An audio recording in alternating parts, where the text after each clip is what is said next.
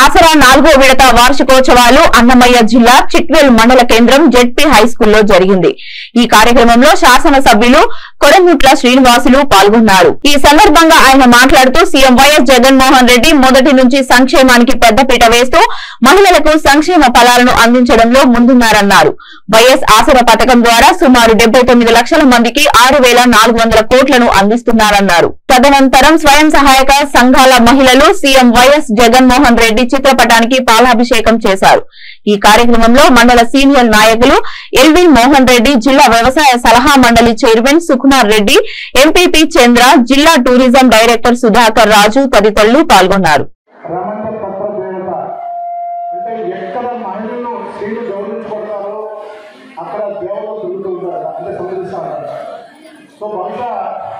గౌరవ ముఖ్యమంత్రి జగన్మోహన్ రెడ్డి గారు కానీ మాకందరూ కూడా మీ యొక్క ఆశీస్సులు దేవతల యొక్క ఈ సందర్శనలన్నీ కూడా మహిళలు గౌరవించుకోవడం ఈ ప్రభుత్వం అనేది ఉదాహరణ అని చెప్పి మీ ద్వారా తెలియజేస్తాను.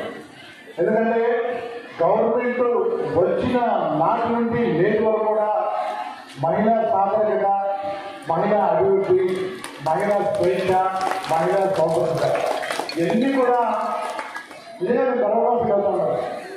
గవర్నమెంట్ మేము భాగస్వామ్యులకు గౌరవ ముఖ్యమంత్రి జగన్మోహన్ రెడ్డి గారు రిజర్వేషన్స్ కూడా ఓన్లీ ఉండే పదం మహిళలను సాధన చేయడం, మహిళలు ఇంటి పెద్ద చేయడం, మహిళలకు ఏ లోటు రాకుండా చూడడం, మహిళ బాగుంటే అన్ని రంగాల్లో వాళ్ళు ప్రోత్సహిస్తారు.